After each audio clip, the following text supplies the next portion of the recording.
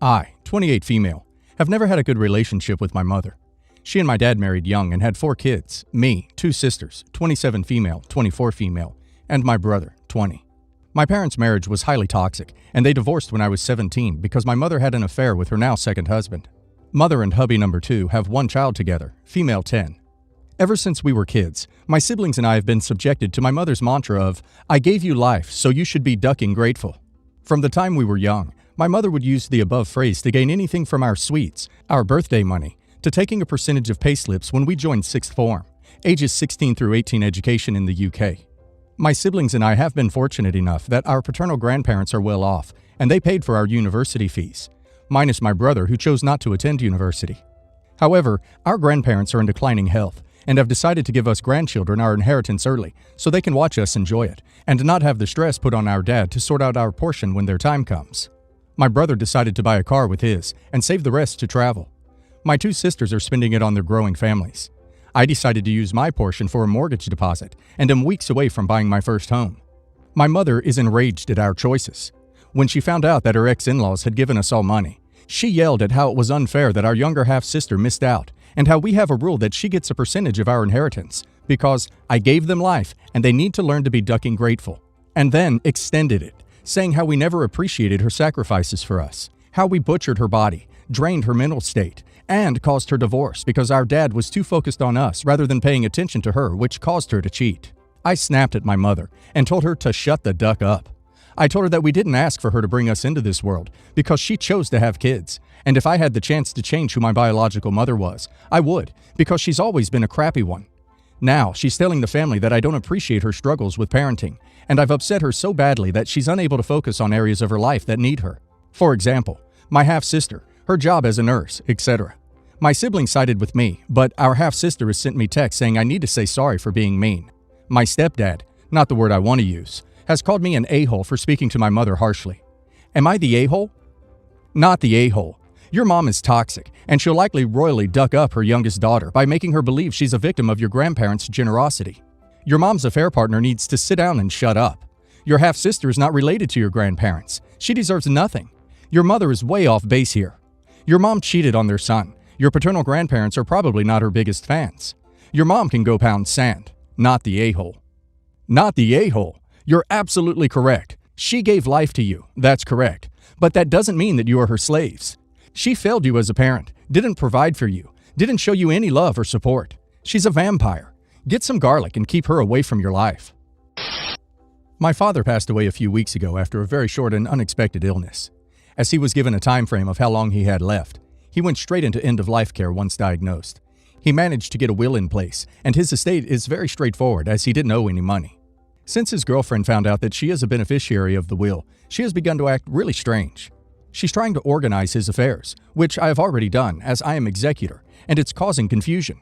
She has now started showing up at his house and throwing and clearing stuff.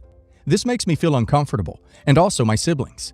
She doesn't let us know she is going, but has slipped up a few times in conversation that she has been there.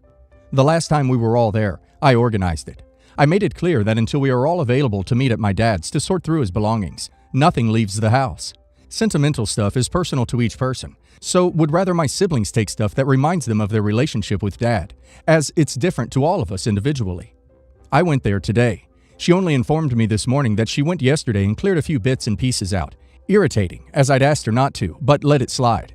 When I arrived today, I couldn't gain access, as she had bolted the door with a key I don't have in my possession. Because my dad didn't use that bolt, he used the 2 others. It's making us all really uncomfortable that she is going as she pleases and removing stuff. She took his spare car key to start his car, but has now taken that back to her home, which is 1.5 hours away on a clear run. I didn't give her permission to take this.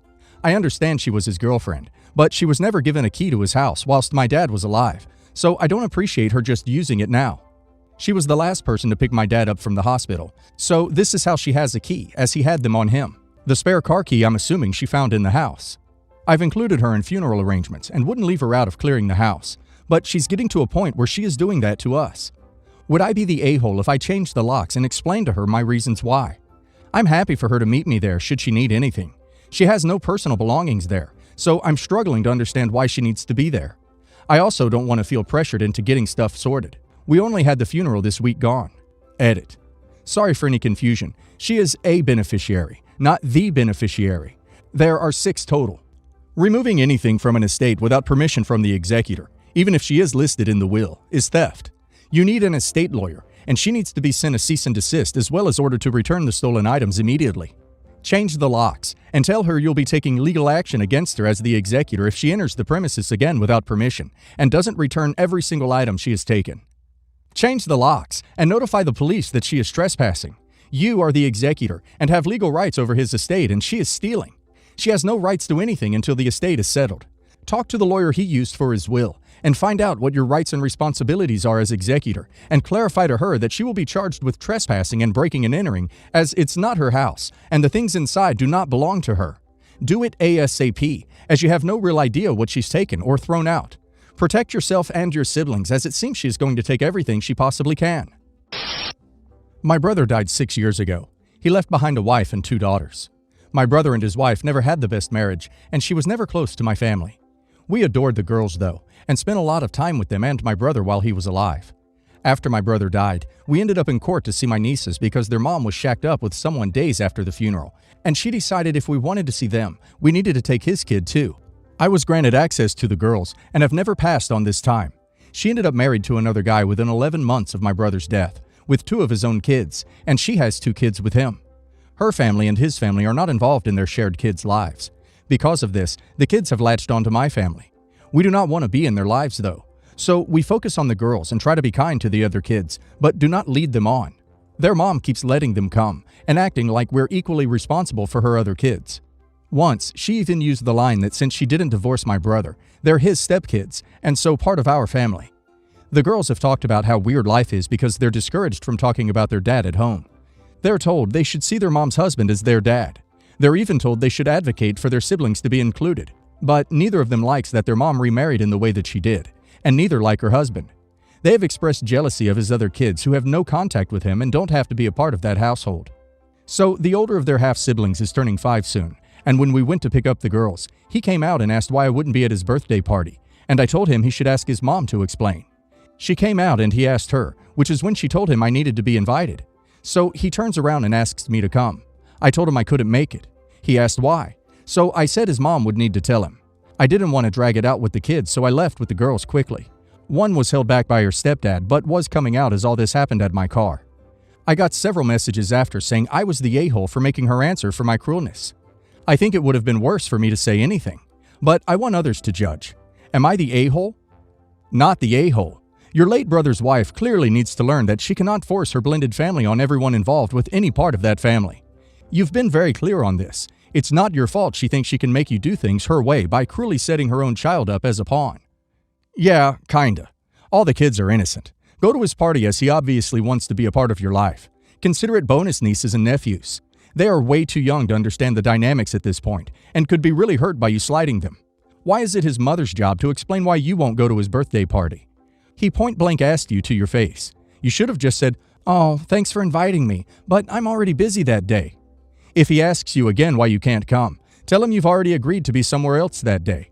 If he's a persistent 5-year-old and asks you what you are doing, tell him you're doing secret grown-up things, and it's not nice to ask the same question 3 times and then change the subject. Yes, Mom is going to have to explain some things to these children about the big picture, but it's not her job to explain why you aren't coming to a birthday party. Own your own stuff. Soft yes the a-hole. My half-sister decided she didn't want to eat animal products when she was 6, and has stuck to it. I'm not even vegetarian, and neither is anyone else in my family, but I do feel like I influenced her because when I'm not with my dad, stepmom, the other 70% of the time, I'm living with my mom, stepdad, on my stepdad's little farm with other farms nearby. So I think a lot about food and where it comes from, and explained it to her when she asked. My stepmom was annoyed when she became vegan because of the inconvenience, but is mostly good with it now. She'll tell restaurants she's vegan and mostly cook vegan foods for her. She makes sure she still gets all her nutrition and talks to her doctor and stuff, and she definitely doesn't give her meat. But sometimes she'll sort of cheat, I've noticed, on the butter, cheese, dairy stuff. Not in obvious ways, but like cooking something with a little bit of butter, because she doesn't want to make a separate portion for my half-sister, or giving her a packaged product that has a small amount of one of those products in it. My half-sister can read labels, but she doesn't know all the words used to mean animal products like rennet. I had noticed before that she would still give her foods with gelatin, and because my half-sister is a kid, she still likes candy. One time I started to tell her that something had gelatin in it, and my stepmom made the stop talking motion, so I stopped. But now it's been like 3 years, and she's older, so we were together and she was eating something, and I was like, "You know that has gelatin in it, right?" And she was like, "What?" And I said it was an animal product, and she freaked out. She then was like, "Mom, why didn't you tell me?" And her mom was like, "Gee, sweetie, I didn't know," but clearly did, and was pissed at me. And now she's looking into other hidden stuff that's actually animal-based, and probably going to start refusing to eat that too, which is more annoying to my stepmom because it just makes more work for her and is inconvenient. I'm torn on this one. People deserve to know what they're eating, but at the same time, it's exceptionally frustrating and financially hard when you are responsible for feeding someone and paying for that someone's food, and that someone up and decides to refuse to eat a certain food. I get it when there's a dietary restriction, but as far as I'm concerned, if someone is making your food, you take it or you leave it, and if you don't want it, it's up to you to figure out what you are going to eat instead. A household isn't a restaurant, and your parents are not your personal chefs. Not the a-hole. She definitely deserves to know. I was a vegetarian in high school and didn't know that some Caesar salads have anchovies in the dressing until my cousin's wife told me. No one was pissed. I was grateful. Yes, the a-hole. You're not the one making and paying for doctor's appointments to ensure their child is properly nourished. You're not the one preparing multiple meals to ensure they're fed 3 times a day. You're not the one taking on the physical and financial burden and responsibility for this. If it was because of dietary restrictions, that would be one thing. But she's still dependent on her mom to both pay for and make her meals, plus ensuring those items aren't animal products. You're on a high horse trying to be your sister's vegan savior, but when that's all said and done, you move on with your life, and your stepmom picks up the pieces. Seriously, mind your business. It wasn't like she was giving her chicken and telling her it was tofu. She gave her gelatin, used a bit of butter, etc. That would make her life easier. How about you try and purchase and cook your stepsister's meals before you get all high and mighty about what her mom gives her? My mom and stepdad got married when I was 1 year old. My stepsister was 7, and most of my life I was afraid of her. She has, later diagnosed, bipolar disorder, and as she got older, she got worse. She ruined my life. Everything that I owned growing up was either destroyed or she took. She'd even find a way to ruin my friendships, relationships, but my mom and her dad would always tell me she can't help it. It came to a head when I was 15. She gave my hamster away, and then when I made her feel, she trashed my room for the 100th time. It got to the point I had to leave all my school stuff and clothes at my neighbor's house so she wouldn't ruin them. And before anyone asks, after years of therapy, I now know I was manipulated by my mother to not tell my dad so he wouldn't go for full custody and she wouldn't get her huge check to spend on my stepsister's treatments, which they, mom and stepdad, spent every penny on. My neighbor told my dad the whole situation. Long story short, he got full custody, and I've not talked to her in 10 years, before the other day. Recently, I've started having a relationship with my mother again and letting her get to know my 2 kids, male 2, male 4 months. She and my stepfather keep bringing up meeting my stepsister so she can be an aunt, saying she's way better now and wants to see my kids. I told them in no uncertain terms that I do not want her in our lives. Wednesday, I stopped by my mother's house, and my stepsister was there with her preacher husband. Apparently, she found God. She tried to hold my baby, but I told her no. Then she busted out into tears. Apparently, she can't have kids of her own, and in one of my petty moments, I told her it was karma due to everything she put me through. Then, she and my mom tried to explain that it was the BPD and not her, and I'm an ableist for holding it against her. My boyfriend got me out before I could even think of anything to say. Basically, now I'm a bad person all over again, and my mom wants nothing to do with me. Again. Not the a-hole. Your mom is the biggest a-hole for not protecting you. Not the a-hole. Mental illness can be an explanation for behavior, but it isn't allowed to be used as an excuse. Part of her therapy should have been learning to respect the boundaries of others and take ownership for anything she does or says, regardless of whether it was during a low moment.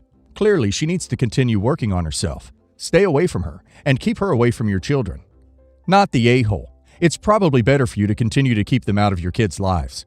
They aren't going to change, and won't stop pushing her onto you and your family. Be unlike your mom, and put your kids first.